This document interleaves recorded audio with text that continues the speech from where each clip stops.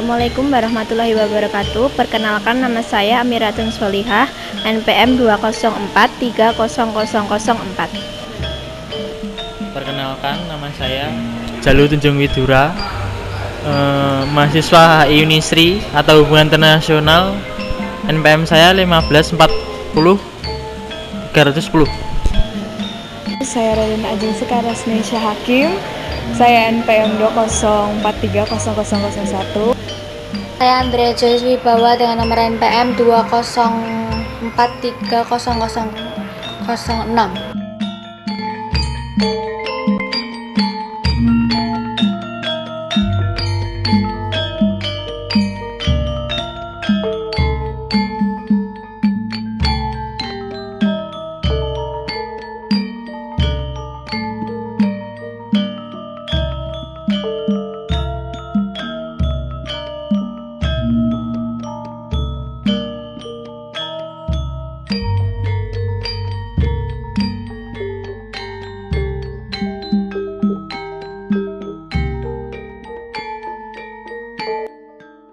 Selamat menikmati. Saya akan menjelaskan pengertian keris. Keris merupakan senjata tikam golongan belati yang berujung runcing dan tajam pada kedua sisinya dengan banyak fungsi budaya yang dikenal di kawasan Nusantara bagian barat dan tengah. Sejak tahun 2005, keris telah terdaftar di UNESCO sebagai warisan budaya dunia non-bendawi manusia. Bentuk keris sangat khas dan mudah dibedakan dari senjata tajam lainnya karena tidak simetris di bagian pangkal yang melebar. Selain itu, bilah dari keris biasanya berkelok-kelok dan banyak diantaranya memiliki pamor atau damascene, yaitu terlihat serat-serat lapisan logam cerah pada helai beliah.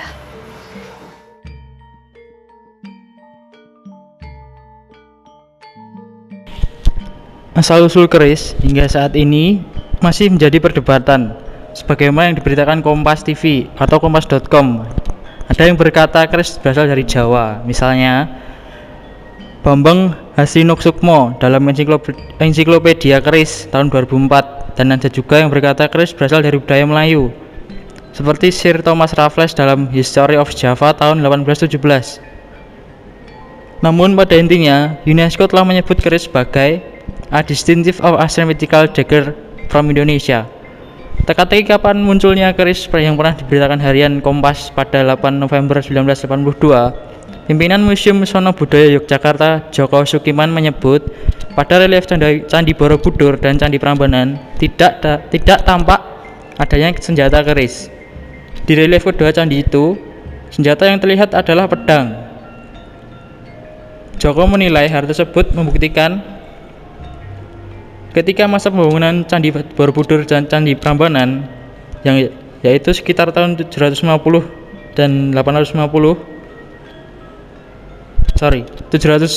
sampai 850, senjata keris belum ada. Keris, kata Jawa, baru mulai terlihat pada relief pada candi di Jago, Malang, Jawa Timur, yang dibangun sekitar abad ke-13.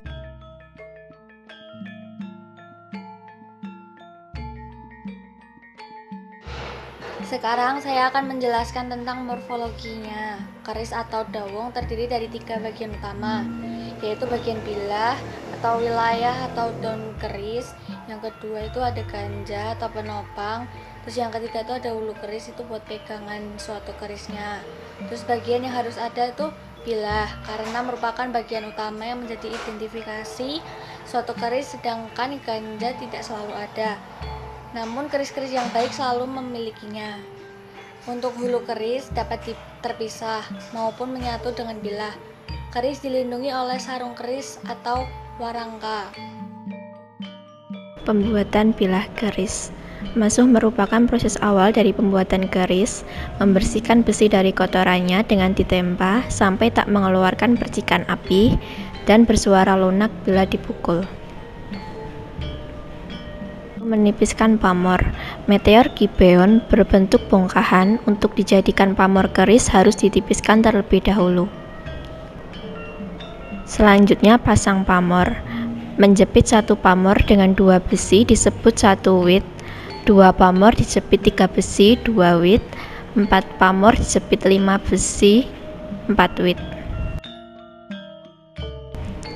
Kemudian membuat kodokan. Membuat kodokan pamor berbentuk kotak pendek, siap untuk dijadikan calon keris.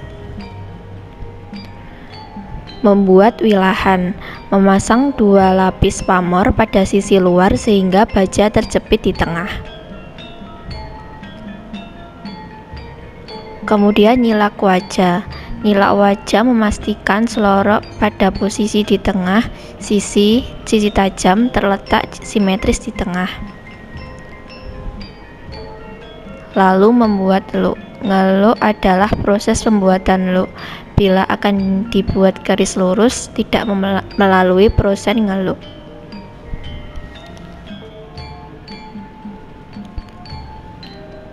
Yang selanjutnya ke-8, mepeh. Mepeh adalah menipiskan dan membentuk keris pada ukuran sebenarnya. Yang 9 adalah mecah parabot. Mecah parabot adalah membuat ricikan sesuai dapur yang akan dibuat. Yang ke-10, menyempurnakan pasikon. Menyempurnakan pasikon atau proporsi keseluruhan sesuai dengan blak atau mal. Ke-11, membuat gonja. Membuat gonja dari potongan kodokan dipasang paling bawah sor-soran. Yang ke-12, menerapkan gonja. Masang gonja supaya bilah dan gonja rapat agar kelihatan tidak terpisah. Membuat greneng. Membuat greneng berbentuk huruf Jawa ma, kemudian disusul 3 huruf Jawa da. Mengasah bilah agar tidak ada bekas kikiran dan bekas gerinda. Bilah harus diasah agar tidak ada bekasnya. Dan yang terakhir ke-14, nyepuh ngerasakan. Bila keris dengan cara dibakar dalam keadaan panas dicelupkan ke air, akibat perubahan struktur besi menjadi sangat kuat dan keras. Marangi adalah melapisi besi dengan warangan agar besi berwarna hitam, sedang pamor tetap putih. Guratan putih dengan pola tertentu akan berwarna kontras, besi berwarna hitam, pamor berwarna putih, baja berwarna hijau keabu-abuan.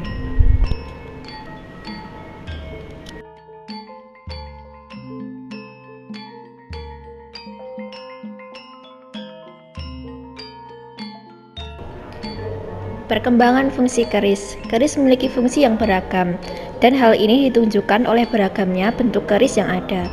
Keris sebagai elemen persembahan sebagaimana dinyatakan oleh prasasti-prasasti dari milenium pertama menunjukkan keris sebagai bagian dari persembahan.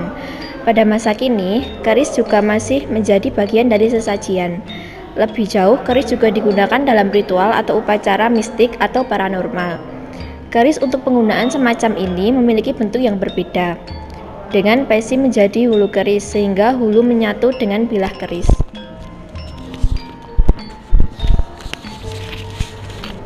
Pemaparan asing menunjukkan fungsi keris sebagai senjata di kalangan awam Majapahit. Keris sebagai senjata memiliki bilah yang kokoh, keras tetapi ringan.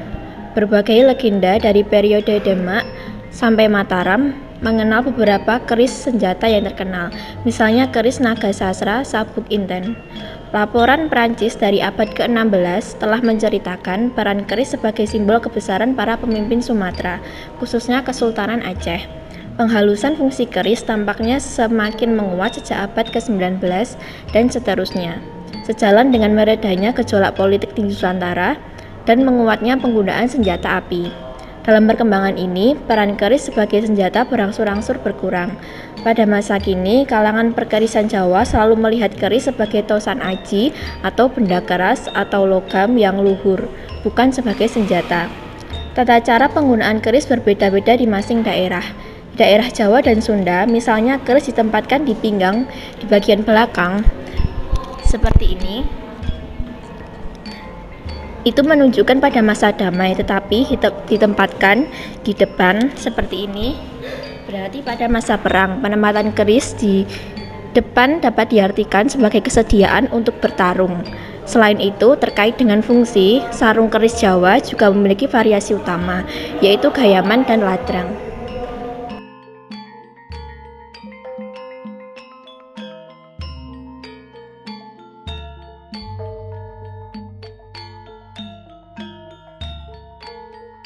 Yang pertama ada keris Khadga.